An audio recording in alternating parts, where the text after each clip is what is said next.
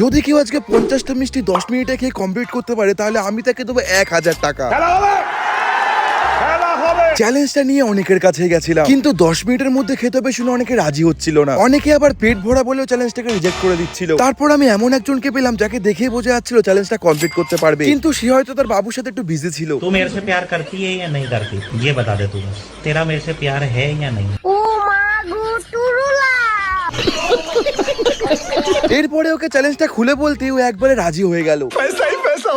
তাই ওরই স্কুটির পেছনে বসে চলে এলাম এই মিষ্টির দোকানটাতে। ফাইনালি ভাই মিষ্টি খাওয়ার জন্য প্রস্তুত। ভাই প্রথমে চামচ দিয়ে খাচ্ছিল, তারপর আমি ওকে 10 মিনিট টাইমের কথা বলতে ও 2 হাত দিয়ে খাওয়া শুরু করে দিল। সাইড থেকে আমি আরো উৎসাহ দিচ্ছিলাম যাতে ও আরো স্পিডে খেতে পারে। দাদারা মিষ্টি দিয়েই যাচ্ছে আর ও এক এক করে খেয়েই যাচ্ছে। দেখতে দেখতে এতগুলো প্লেট জড়ো হয়ে গেছিল। ভাইকে আর মাত্র 10টা মিষ্টি খেতে হবে 3 মিনিটের মধ্যে। হ্যাঁ মাঝে একটু হাঁপিয়ে গেছিল, বাট 9 মিনিটের মধ্যে কমপ্লিট করেই নিল।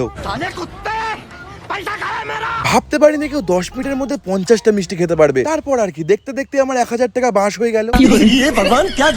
আর কি করা যাবে গাইস, তোমরা অন্তত একটা লাইক সাবস্ক্রাইব করে দিও আর কমেন্টে জানিও তোমরা কটা মিষ্টি খেতে পারতে।